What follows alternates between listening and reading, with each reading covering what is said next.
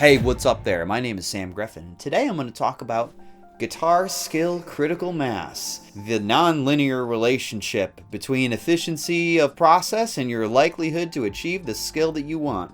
What the hell am I talking about? I don't know, dude. So essentially what I want to have you understand in this video is the importance of having good processes for doing things that are hard and acquiring skills that require a lot of repetition. Okay? So the first thing you got to understand is the concept of leverage, which is essentially like how much are you getting for what you're putting in. So, in the case of guitar technique or in the case of arranging or whatever the hell, right? It's something like this. It's something like, practice, equals, whatever, skill, right? But it's how much skill are you getting for the practice that you're putting in. And if you have a lot of leverage, if your leverage is high, that's an L right there. If your leverage is high, you're going to get lots and lots of skill from the practice that you're putting into the particular thing you're doing, right? Now, when it comes to acquiring skills that are hard, let's say on guitar, you're trying to learn tremolo or whatever. You're trying to just play fast scales. Or let's say with guitar arranging, you're trying to learn the entire skill of arranging, which is a complex skill and takes some time to actually acquire. So the quality of your process, the quality of your practice is going to affect the amount of skill that you get out of the practice that you're actually putting in, right? So it's not just, you practice for an hour and then you acquire 20 skill points. It's not just you sit down in front of the computer to do an arrangement for an hour and you finish 10% of an arrangement. That's not the case, unfortunately. And what's even scarier about it is if you have a bad process, you might not reach a critical mass possible in order to ensure that you're actually going to really get good at the skill. And I think that so many people, their process is bad in a lot of different areas, and because of that, they don't get enough returns on the time that they're regularly putting in, while other people actually are. And this might be an aspect of luck, right? You just stumbled upon a really good process, or you learned a really good process from somebody. But the people who don't learn a good process and have a bad way of doing things and have a bad way of practicing really are shooting themselves in the foot because it doesn't provide fuel to the fire. When you do something, when you practice something, and you actually put those reps in and they're hard, you have to sit there in the chair and you have to work at the thing you're trying to do. If you're not seeing results from that stuff, it makes it so much harder to sit in that chair. And so many people I talk to about arranging, for example, tell me they've got arrangements that they've never finished. They've wanted to arrange for years and they've started a few here and there and they haven't kept going with it. A lot of that has to do with a deficient process, basically trying to input something into the system and not getting enough feedback, not getting enough output from that system to fuel them putting more into it. So let's say I drew a graph, right? I got a graph here. Okay, on one side is my leverage, right? So that's how much I'm getting for what I'm putting into whatever it is that I'm trying to acquire. So for guitar technique practice, that would be how effective is your practice, right? So on one side we got leverage. Now on this other axis we've got skill acquisition. I didn't want to write leverage on this thing. It's way too long, but skill I'm fine with, right? It's a cute, 5-letter word. The first letter is I'm familiar with S because my name is Sam. So here's the thing, right?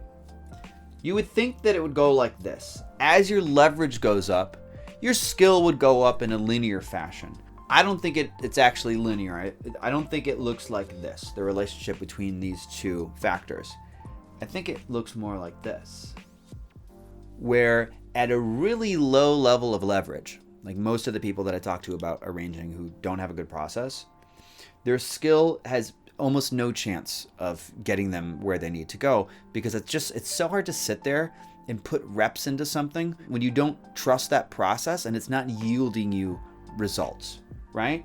But at higher and higher levels of leverage, you get outsized returns when it comes to skill. And I think that there is a point, somewhere where you reach a critical mass where you've got so much leverage on the skill and you're seeing so much output from the input you're putting in, you're almost guaranteed to become really high level in that particular thing, because you're going to put the time into it, because putting time into it becomes so rewarding because what you're receiving from that time you put in. Let's look at video games, for example. Let's look at like an RPG game where, you know, the structure is very, very clear. You have an XP bar.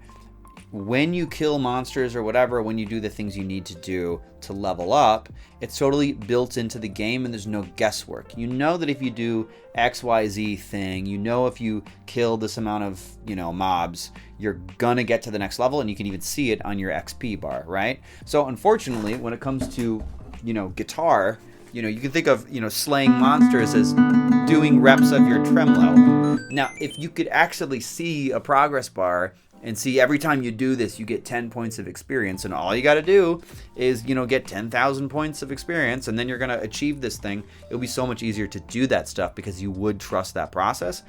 But unfortunately, you could have a horrible practicing process, and you might not make any progress, and you're not even seeing that you're not adding points to your bar, right? Because the bar is invisible. If you were playing a game and you were grinding and killing monsters and stuff, and you weren't getting any XP, you'd quit playing that game. It's no surprise that people quit with guitar, or they quit with guitar arranging, or they quit, you know, because they want to be a composer or whatever, and they quit. It's because, like, they're not seeing the gains that they need. They don't have a high leverage way of acquiring that particular skill, right?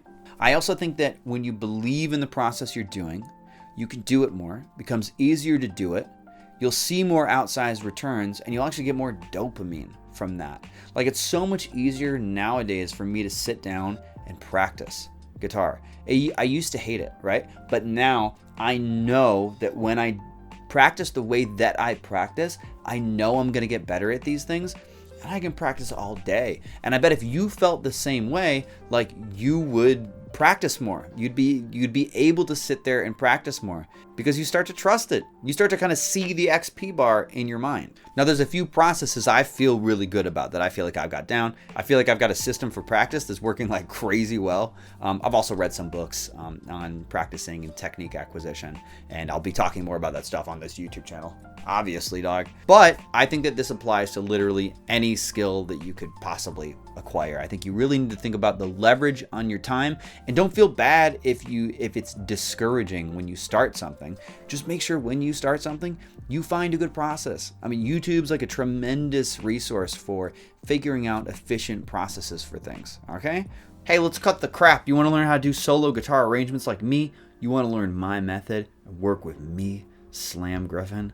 All you got to do, there's a link down below that you can click. It's going to take you to a real short explainer video, okay? And you can learn more over on that page over there, okay? So go check it out. Get out over there, dude. Click it. Give it a click.